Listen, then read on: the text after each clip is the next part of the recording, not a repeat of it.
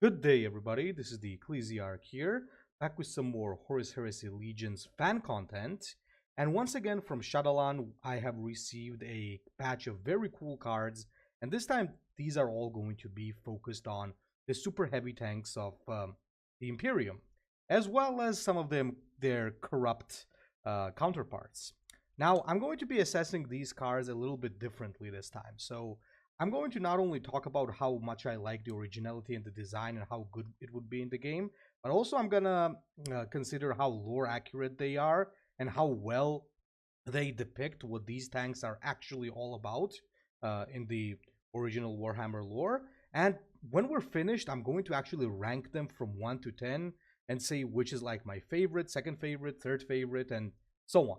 So without further ado, let's get right into it. So essentially, we're going to have Bane Blades and Shadow Swords, and we're going to have their different variants introduced here. So let's start off with the Bane Blade, and let's take a look at the standard Bane Blade variant. So we have Bane Blade Super Heavy Battle Tank, 10 energy, 11-12, Vantage, Rally, deal 1 damage to all enemies, and it also has the ability for 0 energy to deal 4 damage to another target unit. Now, I like this unit, first of all, in terms of like the unit playing this unit in game. I actually like it because, first of all, it has a rally, meaning it instantly gives you some value.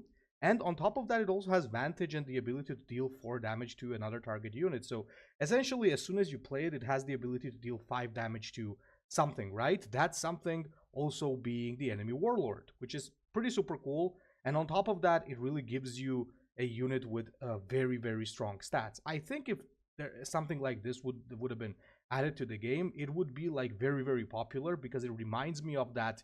I believe Stormhammer was the one that was added for the Auxilia, and you know, it was super popular when it came out, and it's still kind of sometimes used. I think this would be like the same situation because this has a very nice rally and can give you some very nice value. Now, in terms of lore accuracy, I think this is a very good depiction of the Baneblade because that tank, as most of you know, it has that basically Baneblade cannon armed on it, and on top of that, it can be outfitted with like many different types of weapons, up to 13 weapons in total, including the cannon, I believe. And it really is good at not only dealing long range, destructive, like devastating damage, but also shredding anything that comes close to it. That being like infantry and everything else. So I think that fact that it deals 1 damage to all enemies really well represents that well, like that ability to just fire from these different weapons and just shred anything that comes nearby. And on top of that, it also, I think that 0 energy ability represents the Baneblade cannon. And yeah, I think that it's a very good tank overall. I really like it. I really think it's well represents the lore really well, and I would love to have something like this in game as well. Now, the second one is going to be the Hellhammer variant of the Baneblade, and the Hellhammer is a 10 energy, 7-12, and rally, destroy a random enemy troop. Now, here's the thing. I think this is like very similar to what the Sons of Horus had, if you guys remember, with their tank, which pretty much had the rally to destroy a random enemy troop, and it left behind a gigantic body. This does like a very similar thing. Now it's just available for everyone. I think this could be a pretty okay unit. It's not like as good as the Baneblade, I think, because the problem with the Hellhammer is if the enemy has played like a big unit and just likes to go tall, let's say like that, then this tank is better. But if the enemy is dropping like more than 1 unit, then it becomes a little bit of an RNG. And the thing with that is that the Hellhammer, once you do the rally, it exhausts its usefulness. It's just a 7-12 body, while the Baneblade is an 11-12 body, and it also still will have that 0 cost ability, so you can choose to attack with it, or in some cases, it can choose to fire the cannon, right? So I think that Hellhammer is pretty okay as well. I really like it, to be honest, but I think Baneblade is a little bit better. Now, Hellhammer, in terms of lore accuracy, I think once again is pretty good. Because the Hellhammer, the whole idea with the Hellhammer is that it basically replaces the Baneblade cannon with a shorter barreled cannon that basically fires off more devastating shots. Basically, it can just level anything, like even infantry hiding inside the buildings and something. It just deletes everything. It's just suited more for like closer range type of combat and city combat and so on. So I think it depicts it really well. So you just play a Hellhammer, it just obliterates a target, right? So it kind of makes a lot of sense. So yeah, I would say it's pretty lore accurate as well as pretty cool. Now the next one is the Plague Reaper, which is a corrupt Baneblade. I think this is a corrupt Baneblade and not a Shadow Sword. I may be mistaken here, but if we take a look at what it looks like, I think it's definitely a Baneblade if I remember correctly.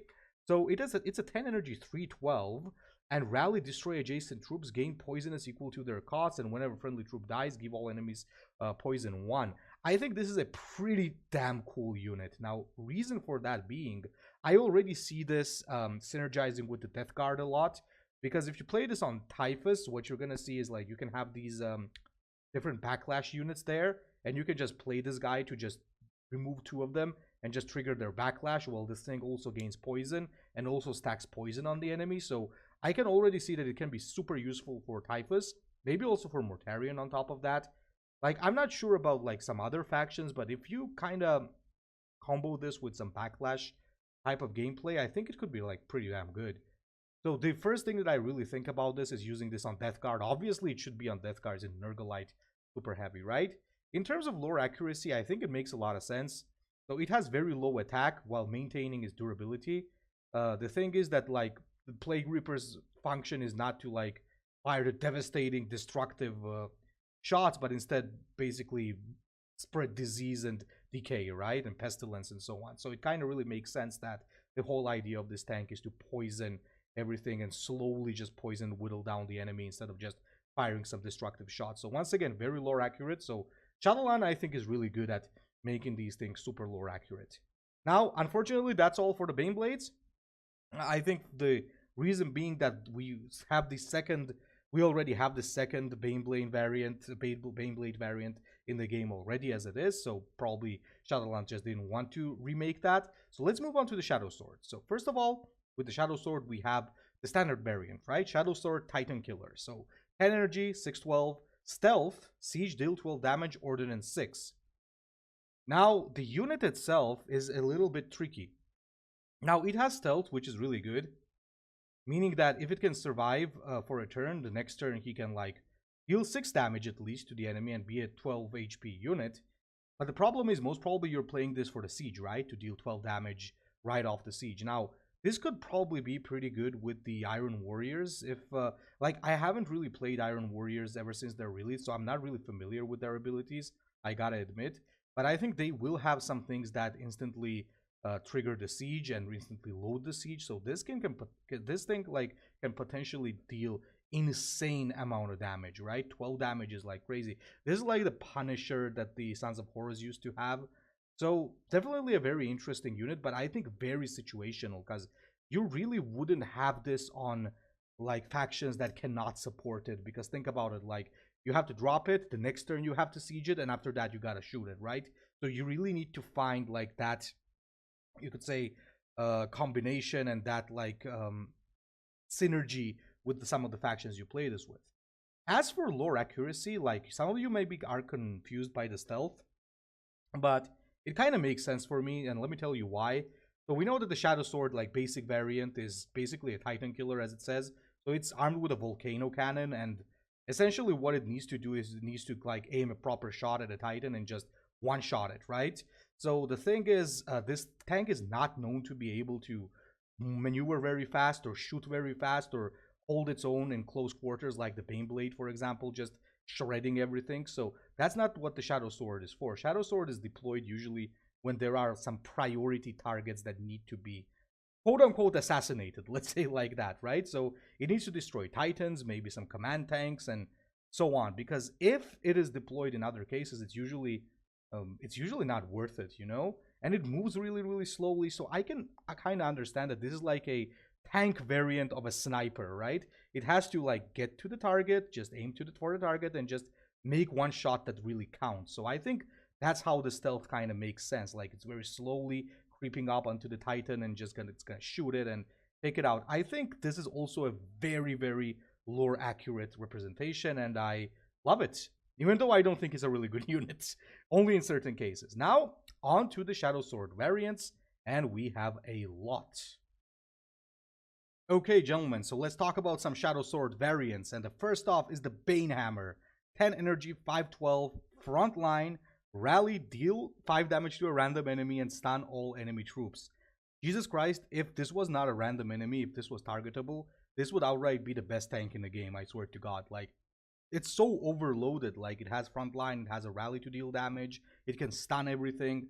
I think this is a pretty good unit. One thing that, of course, is kind of messing it up is the fact that it's random, but despite that, I still think that it's a pretty effective and powerful tank. I just think that it's like really good. Not something that you would include on all your decks for sure, but situationally, I think this could be a pretty good unit to include. Now, in terms of lore accuracy, I would give this like 10 out of 10 because it's exactly translates really well into the game what this thing is supposed to be doing.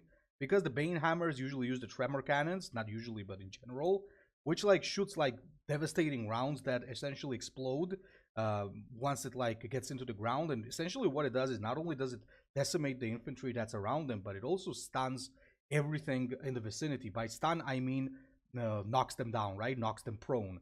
So essentially, if you're lucky enough to survive the impact and explosion of it, if you're nearby, you're just gonna fall down because of the tremors that it's gonna cause inside the ground, right? So I think this is like a 10 out of 10 representation in terms of lore accuracy. So super cool job to Shadowlan on this one.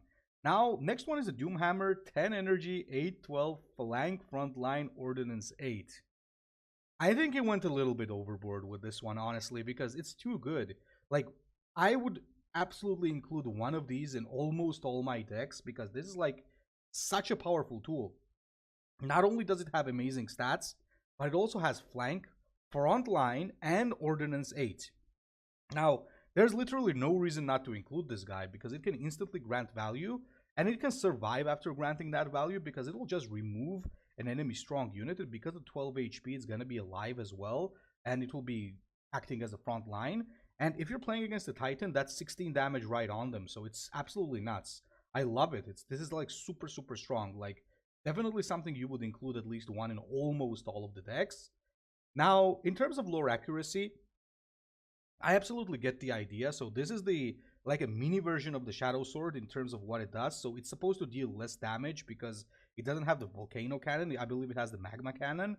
So the whole idea is that the volcano cannon, even though devastating, it takes a lot of energy. It saps a lot of energy, so it has a huge requirement. That's why Shadow Swords are very slow, have very low rate of fire, and in general, they're not that effective in anything else other than their job. While these things can be a little more flexible, less damage, but more flexibility, let's say like that. So less energy requirement. But the thing is, the problem that I see with the Doomhammer is that it's just outright better than the Shadow Sword, right? Though it's lore accurate because Shadow Sword is supposed to be super situational, just like he made it in the game. It's only gonna be good with certain factions in certain situations, while Doomhammer is a little more flexible, right? But what I don't like is that this is outright just better. Like, it can deal 16 damage, while the Shadow Sword, yeah, sure, can deal 18 damage to a Titan weapon, but so what? Like, this thing is just outright better. That's the only beef I have with this tank. Now, next is the Bane Sword. It's a super heavy command tank. It has Vantage, heal 2 damage and stun to another target unit, and Battle Honor, heal 9 to your Warlord. Energy 912. Now, this is a pretty good unit, once again. So you drop it and it instantly stuns the target, and afterwards, you get a pretty powerful body that has the ability to heal your Warlord on top of dealing devastating damage. Now, I think that this is like a...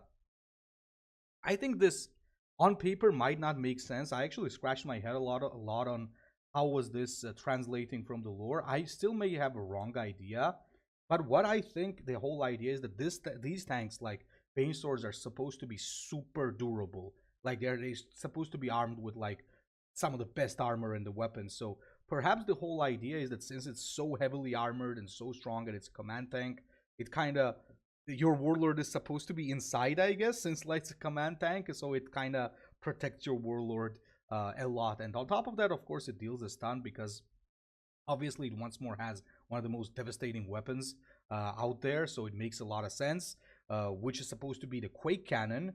Now, I believe we also have a Quake Cannon equipped on a Titan, I think on the Dolores, Nantio Dolores. So yeah, this is like pretty cool. I kind of think that Quake Cannons are probably supposed to deal a little bit more damage, but maybe I would have liked in terms of more accuracy to maybe it would have Vantage but Siege on top, and on the next turn he could actually shoot a powerful Quake Cannon maybe for more damage. So that could also work, but realistically, this is a little bit better because it deals damage instantly, right? However, even if it didn't do that, I think it would be still good if it had siege and higher damage, because this thing is like a very strong threat. It can heal your warlord over and over again, which is absolutely insane. Now, the next one that we have is actually one of my personal favorites from this list, which is Stormlord Super Heavy Fighting Vehicle. 10 energy, 412, front line, rally, deal 4 damage to a random enemy troop, and if it dies, repeat the rally. So just like the Stormhammer, I believe, from the current game, with 4 damage. And you also have Backlash, put in play all infantry in your hand that costs 4 or less. This is like a super cool tank, man. Look at that. You get an amazing front line, you get an amazing rally, and you get a super backlash. I would even say that this is a little bit overpowered, even though it comes late into the game. Like, imagine the value you could do with Solar Auxilia decks. Oh my god, or Traitor Auxilia decks. This is really, really, really good. I love this tank, and honestly, it's also very lore accurate because this is like a very interesting pattern of Shadow Sword. Essentially drops like those super powerful weapons like volcano cannons or magma cannons or whatever is supposed to be there, and instead they get some mega bolters, and basically what they do is they're made to destroy infantry, just shred infantry, which it does with the rally, and it's also meant to transport troops, so it's also a transport, right, right into the fray of the battle. So I think in terms of both being like being a strong card as well as being lore accurate, this one for now takes the cake. Okay, boys, now we finally have the last two patterns here, which is the Stormblade and the Stormsword. Now, Stormblade, 10 energy, 12, 12. Rage, play a tactic in your hand and targets are chosen randomly. Jesus fucking Christ. This is, I think, a little bit of a meme here, and I'll tell you why. So, targets are chosen randomly means that it can also be some of your units, right? So, for example, let's say you have, as an example, like the Lupercal Percivant, right? So whenever this thing gets a rage, this Percivant might go on this or your Warlord as well. So I think this is a meme overall. This is meant to be a meme because like unless you hard-coded that like damaging spells are not gonna go on your allies and healing spells are not gonna go on your enemies and so on, I think that this is gonna be a bit of a meme that you really don't want to use unless you have like tactics of a type that are always gonna be useful. You know, the type of tactic that has like strictly says deal damage to an enemy, right? Not a troop. But then again, I'm not sure how this would function. So let's say we have Furious Shooting, and the Furious Shooting, let's say, is worded like this: deal 3 damage to a random enemy, right? So not a unit, but let's say it says enemy. If this plays a tactic and the target is chosen randomly, is it still going to be able to go on your allies? So that's a little bit of a question that I have for Stormblade. Now, in terms of what it does, I kind of understand the lore accuracy on that. So the Stormblade's whole idea is that it basically acts also as a mini Titan killer. It's not as effective, of course, as the Shadow Sword or even like the Doom Hammer. But the thing with this is that it has a very big flexibility because energy consumption on its weapon, which is, I believe, like a plasma gun or plasma blast gun or something, is not as high. So essentially, it can choose to like be an infantry killer, Titan killer. Like it could choose what it basically wants to do, right? So the Stormblade thingy, I think it's kind of represented well because it plays a tactic when in a rage, like its adaptability is kind of presented there. But I'll be honest, I think he could have done a better job on this. Like, I want to be honest. Either I got like I'm missing something and maybe I'm messing up my lore a little bit here, or I think this is one of the weaker cards on the list. I'm just saying, all right?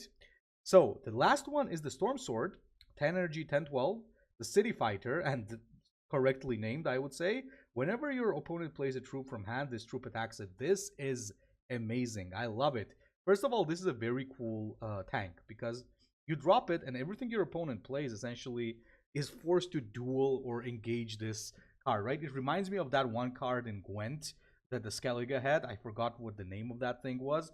Basically, it did the same thing. Like, whenever it was in play, whenever the opponent would play a card, it had to engage in combat with it. So it's kind of the similar thing. And honestly speaking, I really like it. I think this is a very nice design. This is not too overpowered. This is not weak. In certain situations, it could be really nice, especially if you have means to make your unit more durable or give it ward or give it like invulnerability. It could be pretty cool, honestly. So I really like it. Now, when it comes to like lore accuracy, yeah, it's definitely a city fighter. So these things, armed with the Hellhammer siege cannon, these things are mostly used for like very dense and small like battlefields. Like not small, more like dense battlefields. Like for example, a city, like urban combat or jungles and stuff like that. Because it's really good at. It really excels in that because it's like massive. It can just move through it and it can just mow down anything that is hidden anywhere. Like if you have infantry hidden in buildings or rubble or jungle, this thing that just does really well at just obliterating everything. So it kind of like makes sense. So you're not hiding from it, right? Whenever the opponent plays a troop, it's forced to engage with this because you cannot hide for it from it no matter where you go. So yeah, I would say this is like pretty lore accurate and pretty good. So yeah, high points for this one as well. Now, boys, let me open up a tier list. And in the tier list, I'm actually going to rate these cards and say like which ones I loved the most and which ones were meh and which ones were, for example, bad, right? So let's get into it. All right, gentlemen, here we are and here we go. So I'm going to be ranking these guys based on amazing, cool, okay, meh, and terrible, right? So let's start off with my personal favorite. And I don't think it's like a secret to anybody. I'm going to put the Stormlord right up in the amazing tier. This was like the best one for me.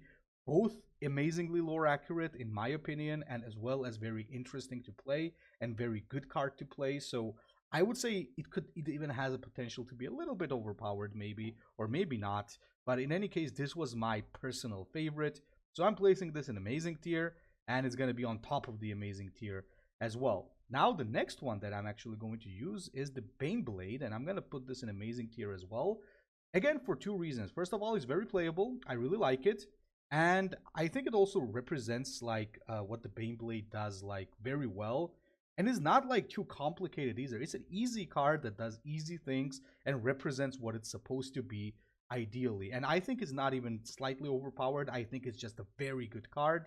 And it just goes into amazing tier. So certainly deserves where it is. And I really, really like it. So it is what it is.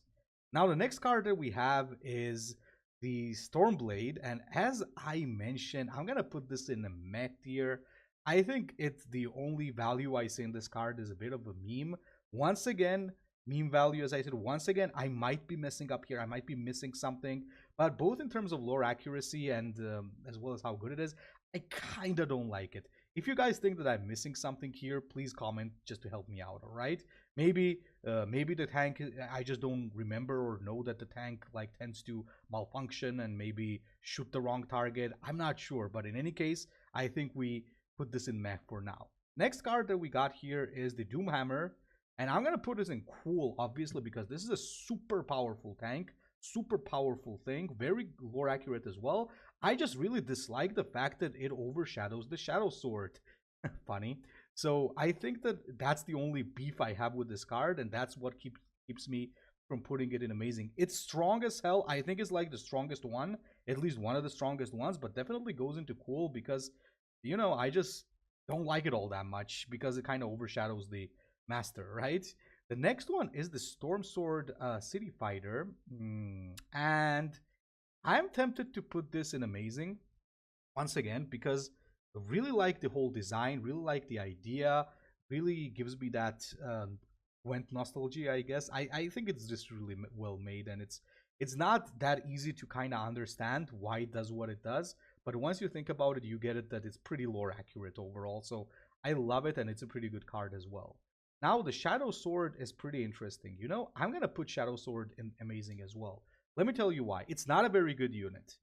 It's very situational, and in most cases, you're not gonna play it. But it's just so well designed. Like the whole idea, you know, the siege, the stealth, the fact that it's very situational, the fact that it's supposed to be like a one-shot, one-kill mechanic. I think that it just shows it so friggin' well. I really like just how he made this card, so I'm just gonna put it there. The next one that we are gonna have is the Plague Reaper. And Plague Reaper is actually a pretty difficult question. I'm not putting this in amazing. I don't like it that much. I'm gonna put it in cool. It's really nice. Once again, roll lore accurate, pretty good. Very situational. In some warlords, it's gonna make very interesting. It's gonna be very interesting to kind of have this unit. Just one thing that I have with it is kind of boring. Like, it's way more interesting than any tank that we have right now, but it's like compared to all of these guys, like for me, it's a little bit too complicated and boring. Though in no means is it actually really boring. It's like really, really, really cool. I just like the others better than this one. I like it more than Doomhammer once again because I'm kind of mad at Doomhammer for being a little bit, little bit like overshadowing the Shadow Sword, right? That's my beef. Yeah, I like the Shadow Sword tank a lot. It's like one of my favorite tanks in general. So next we have the Hellhammer Super Brawler. I'm putting this guy in cool once again, but the only reason I'm not putting it like any higher is that it's simply just like a kind of like a reskin of the Sands of Horus super heavy tank that they used to have, but really, really good overall. Really nice unit, pretty cool. Really does like what it's supposed to do, and you really can't have all of these cards be super original, right, guys? So still deserves the cool tier. The next one that we have here is the Bane Hammer, and honestly speaking, I would put Bane Hammer in okay, but simply because it is so lore accurate and such a good representation of what it's supposed to be doing, I'm gonna put it right here. So in the cool tier as well. And as for the which one is left? Bane Sword, yeah.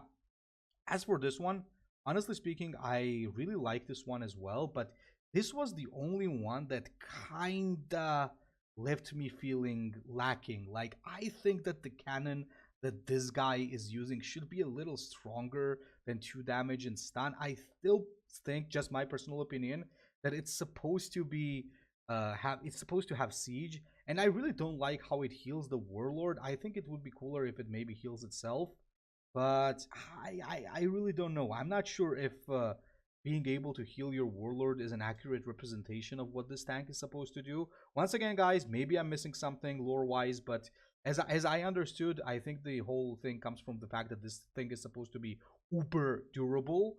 But I think that I don't know. It's just okay for me. All right. So overall, this is my ranking. So this would be first, then this, then this, then this, and so on, right? With Stormblade being the final one. So guys, please leave a comment. Tell me if you agree with the tier list. Tell me if you like the cards. And big shout out to Shadalan for once again providing me with amazing content. So thank you for watching, boys, and see you later.